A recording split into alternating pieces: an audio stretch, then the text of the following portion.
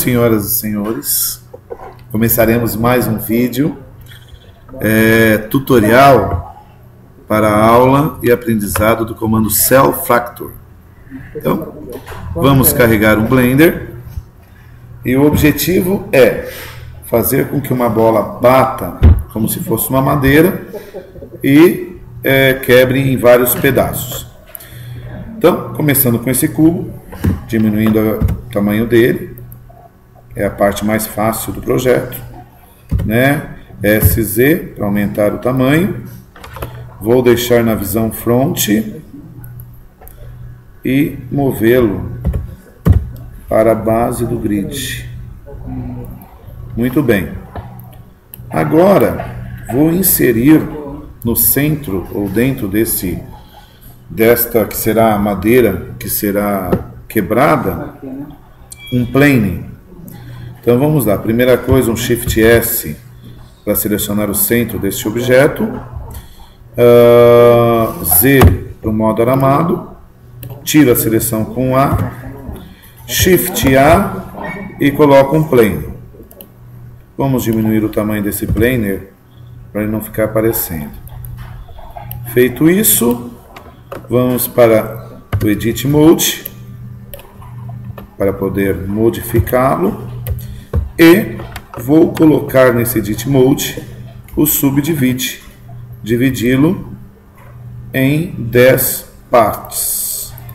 Então 10 partes divididas e aqui aplicamos um conceito que é o fractal.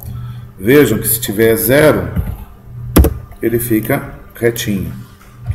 E quando colocamos um valor no fractal, 0,5, já fica aparecendo um relevo. Muito bem. Se quiser alterar este relevo, basta dar um SZ e você pode aumentar ou diminuir esse relevo. Tab, Object Mode. Agora eu vou copiar esse relevo mais 2 vezes. Com Shift D, Z para a cópia sair no mesmo eixo para cima, Shift D novamente, Z para sair no mesmo eixo para cima. Pronto. Nós temos então os 3 objetos que vão auxiliar para fazer esse efeito. Selecionamos com Shift pressionado todos os objetos e aplicamos o parentesco com Ctrl P. Ctrl P, Object, o parentesco está aplicado.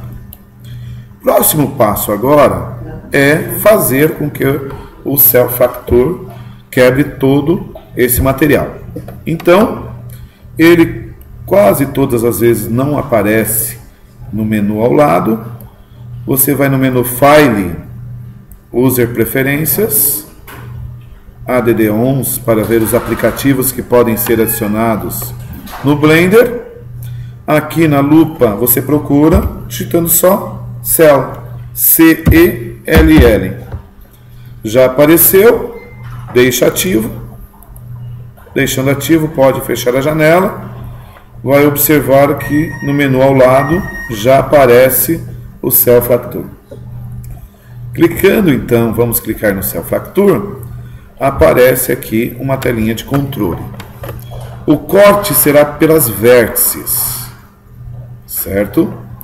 E aqui no eixo X, Y, Z, vamos colocar 0,1 para ele ativar menos quebras no eixo Z. No Noise, vamos colocar também 0,1 e deixar randômico. Randômico fazem vários cortes aleatórios. Quanto mais randômico, mais aleatório fica. E ativa Cursor Close. Muito bem. Estando ativos todos, dou um OK.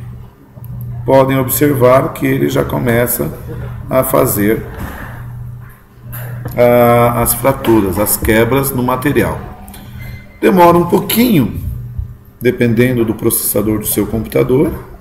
Vai demorar um pouquinho, mas nada que seja tão ruim, não é verdade? O que eu faço enquanto ele fica quebrando? Hein? Então vamos lá. Lembrando que a textura do ambiente deve ser colocado antes de fazer a fratura, né? Antes de inserir esse efeito, porque após inserido o efeito, as texturas você terá que colocar individualmente a cada pedaço, então fica muito ruim. Por isso, antes de fazer a fratura, você deverá colocar a textura. Olhando nos layers, no layer lateral ou no seguinte, já está o material fraturado. Você pode notar que ele está fraturado mais ao meio do jeito que nós queríamos, certo? Vou completar o ambiente tirando a seleção daqui, Shift S, desculpem, cursor to center do grid, para nesse centro do grid eu aplicar um plane. Então dou um S para aumentar o plane, tá? Para ter um piso aonde o objeto irá cair. Se você quiser, para não deixar aí uma folha de papel, né, você pode inserir um modifier que é o Solidify. Dessa forma, aumentando o thickness 0.03, 4, já está suficiente para deixar uma estrutura. Aplica, dá o apply, pronto. Nós temos a estrutura. Vou tirar do modo aramado. Então agora nós temos aqui o objeto e o nosso piso. Falta colocar agora a bolinha que vai vir e quebrar essa madeira aqui. Shift A, inserir. Deixa eu tirar a seleção antes, né? Senão fica tudo grudado. Shift A, inserir uma esfera. Vou dar um GZ para que essa esfera venha aonde eu quero que quebre, que é exatamente aqui. Um S para diminuir. Depois vamos notar que conforme o tamanho da esfera, é o tamanho do estrago quando bate aqui no objeto. GX para deixá-la um pouco distante. Então ela virá nessa direção.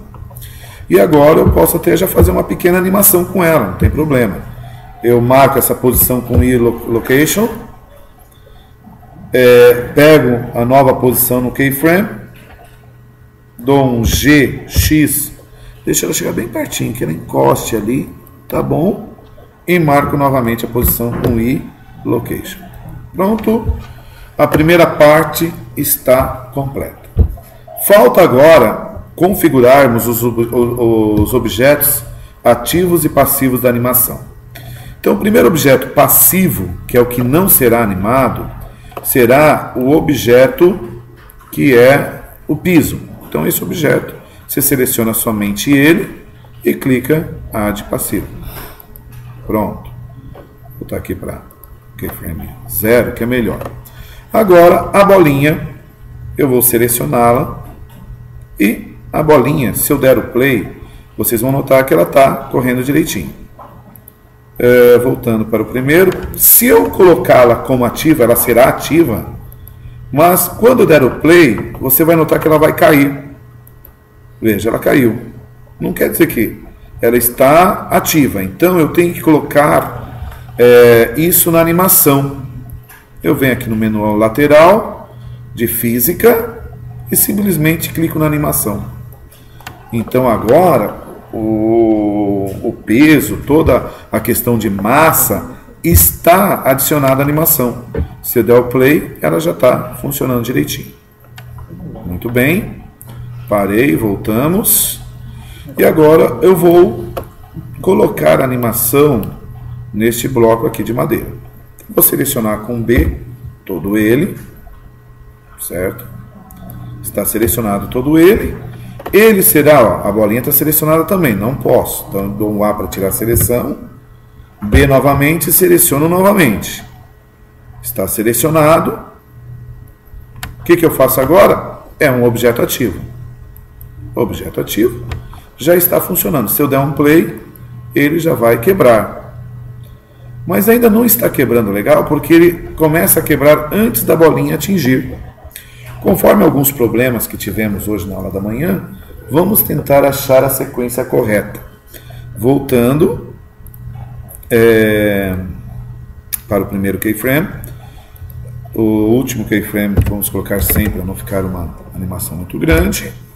E agora vamos tentar fazer com que a bolinha bata, e nesse momento que ela bata, ela destrua, ou o objeto acaba sendo destruído somente quando ela vai bater nele.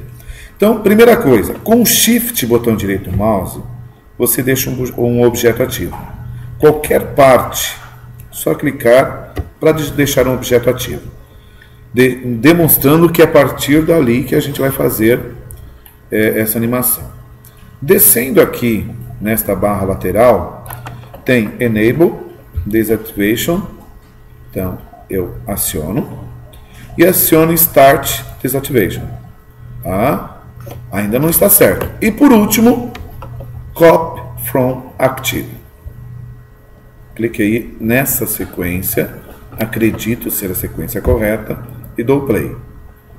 Então, vejam que ela bate, e na hora que ela encosta no objeto, o objeto quebra. Mas ela fica flutuando ali, né? Por que ela fica flutuando? Está errado. Vamos arrumar isso aí também. Então, ESC, volto para o primeiro keyframe, seleciono somente a bolinha, e eu venho aqui nessa parte da animação. Então vamos lá, a sequência correta é essa. Eu venho exatamente no keyframe aonde há o impacto, certo? Esse é o keyframe que há o impacto.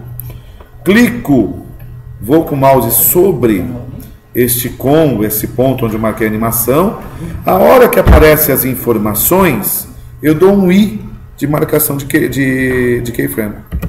Ele ficou amarelinho. Muito bem. Venho com o mouse aqui próximo aonde é o meu último keyframe. Setinha para a direita. Por que setinha para a direita? Para ir para o próximo keyframe. Volto lá, desativo a animação e dou um I novamente. Dei o I novamente. Se vocês notarem agora, vamos ver se vai dar certo. Voltando para o início. Vamos dar um play. Bateu e a bolinha caiu. Então, deu certo essa parte aí. Vejam que conforme o tamanho da bolinha ou a massa que você coloca, ela faz o estrago. Então, a bolinha está selecionada. Se eu digitar um S e aumentar o tamanho dela e dar o play, notem que o estrago já é bem maior, né? Então, você vai dosando o tamanho do objeto que você quer fazer, tá? Outra coisa, vou diminuir um pouquinho aqui, né? Tirar a seleção, ir na ferramenta Cena e selecionar aqui embaixo, onde a gente determina a gravidade e tudo mais, Split Impulse. O impulso dessas peças é menor, elas não se espalham tanto. Então, se eu der um play, notem que elas vão ficar mais no local onde aconteceu, né? O que mais que eu posso fazer aqui? Além disso, eu posso colocar uma massa diferente na bola. Então, seleciono a bola, a esfera, vem aqui, ó, calcule massa. No calcule massa, eu terei uma massa, por exemplo, de ferro, iron. Quando eu der um play, notem que vai mudar um pouco, né, o impacto dela com o restante do material. Certo? Tudo bem, mas por enquanto ele está destruindo tudo. O que falta fazer? Eu gostaria que ele destruísse mais no meio e não tanto em cima e embaixo, que em cima e embaixo ficasse melhor. Então vou dar um ESC, diminuir o tamanho dessa bolinha, que é o meu objetivo, certo? Dando um play, ela vai bater bem no meio. Agora vou dar um outro ESC e vou fazer o seguinte: tiro a seleção, seleciono com B só a parte de cima, pegando só uma pequena parte de cima. Shift, botão direito do mouse, eu deixo um ponto ativo. E dou um Ctrl J. Para que isso? Se eu der um G, você vai notar que eu tirei só o pedaço de cima totalmente agrupado. ESC, S para tirar A para tirar a seleção, faço um novo B, vira só um pouquinho mais para poder pegar mais embaixo, novamente o B, seleciono aqui, muito bem, Shift, botão direito do mouse e Ctrl J, se eu notar, vai sair embaixo também agrupado, certo? Vamos ver como é que ficou a animação agora. Tirar a seleção, vou dar um play. Olhem que a animação bate e despedaça exatamente no meio, aonde houve impacto, né? Então, é um efeito bem legal, não é difícil de se fazer, mas tem que se ter cuidado com a sequência correta da configuração dos objetos. Espero que vocês repitam e façam o exercício. Obrigado pela atenção. Deixa eu tentar desligar aqui. Desliga.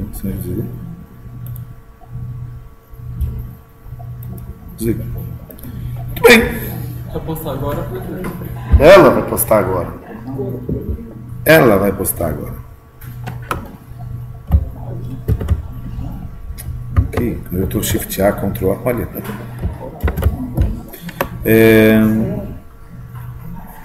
Eu gravei. Professor, o que é loop impar que aparece toda hora? Quando eu vou juntar o osso ao objeto, dá loop impar.